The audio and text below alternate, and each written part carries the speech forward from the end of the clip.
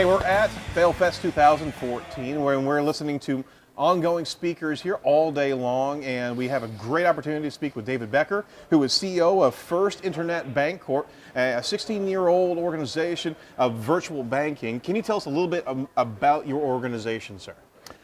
Sure. We started, as you stated, 16 years ago. We're rapidly approaching $1 billion in assets. We have 50,000 customers all across the United States, and unlike the traditional banks and brick and mortar, we operate from the 17th floor at Keystone at the Crossing. Cool. If you want to, make a deposit or talk to a teller, you have to get out of your car, go up 17 floors, pop into the lobby, and you show up after 5 o'clock. It's self-service. You have to call to get somebody to come out and help you out. So the application process for applying for the bank was easy. Number of branches, none. Tellers, none. Drive-ups, none. ATMs, none. It was a simple process to fill out. So.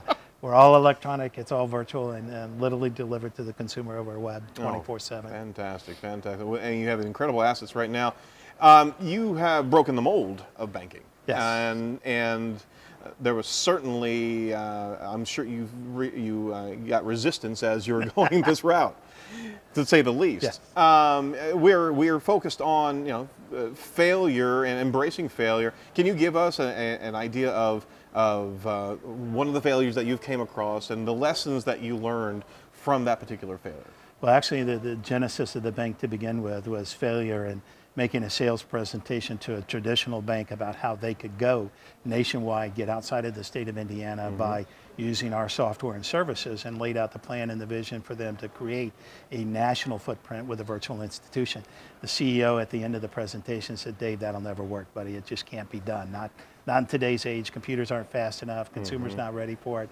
It won't fly." So as we walk into the elevator with my EVP of sales, we say, "Dave, what are we going to do now? We lost the sale. We didn't get the opportunity." I said, "We're going to go do it ourselves." So actually the genesis and the start of the bank was, if the bankers don't see it, I'm going to go prove it to them. 3.5 years that usually later, is the case, though, isn't it? It is, without question. It's generally the folks, and it is, I said on the stage, the best motivator in my life has been for somebody to tell me it can't be done, and that just makes me more determined. It's almost like throwing down the gauntlet there. That's exactly right. Exactly right. You have been involved with a number of companies.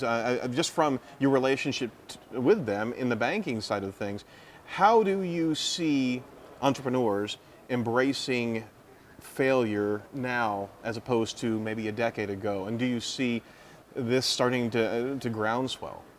Yeah, I think part of the deal and the whole premise of this program here today is that historically in the Midwest, more so than the coast, if you failed at something, you kind of swept it under the carpet. You pushed it to the back of the room. You didn't talk about it. You didn't want anybody to know.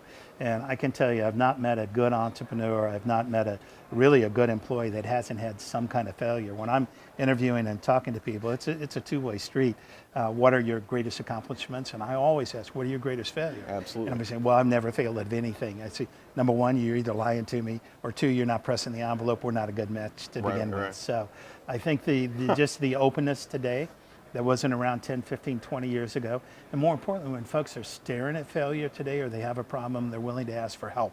15 years ago, you would never admit you didn't know what was going on. Oh my God, that's like, you're going to be branded with a red F on your forehead or something. No, I'm a failure. I can't do this. I got to beat it at all odds. And now there's a lot of support, a lot of infrastructure for startup companies. And it's sad to say that a lot of the problems that they're facing, a lot of the issues they're having, they've been faced before. There's not a lot of new novel problems. Just talk to somebody that's been there, done that, and they'll help you out. And I think that's the great part about the entrepreneurial community here in central Indiana, or state of Indiana in the Midwest, is that we're all open books. We'll tell anybody anything. We're always here to help. We want to give back. Yeah, without question. We want to share. Part of the game. And you find that at a localized level, and that's where entrepreneurs and businesses need to focus their efforts to receive good counsel. You got to look at that regional level, because there are people, and this is being incubated all across the state. There's 20 different Launchpad type of organizations that are trying to bring together entrepreneurs. We talked a little bit right before the interview about the mentality of certain generations, where we're looking at potentially even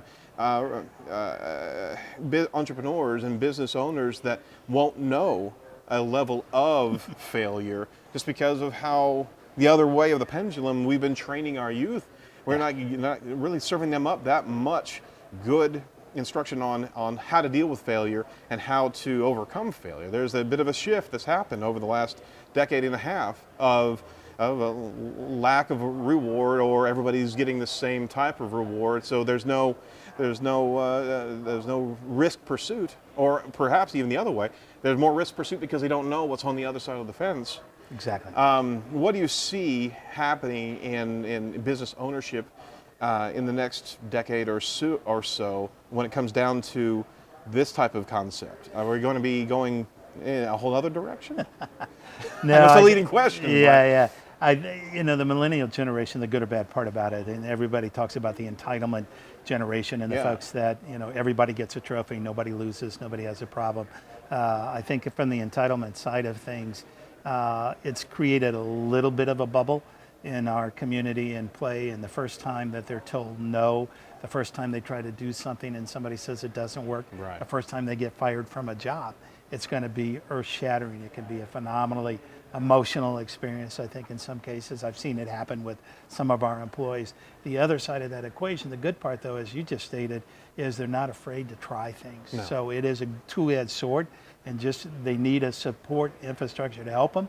Failure is going to come. It's going to happen sooner or later, and just make sure you got yourself surrounded. And a number of people talked about it here this morning. Get that outside of business infrastructure around you. You need that support. You need the family. You need the friends. You need some way to blow off the steam. I'm a serial entrepreneur, 30 plus years, and the best thing I can do on Sunday morning is get on my Harley and go out and blow out the cobwebs. I do it religiously. As long as the snow's not on the ground, I'm on the bike on the weekends, and that'll re-energize me for the next week. Fantastic. So key points from this interview is learn how to fail, and then go get a Harley. Yes. Absolutely. All right. Well, thank you so much for your time. I greatly appreciate it. Appreciate it. Thank you.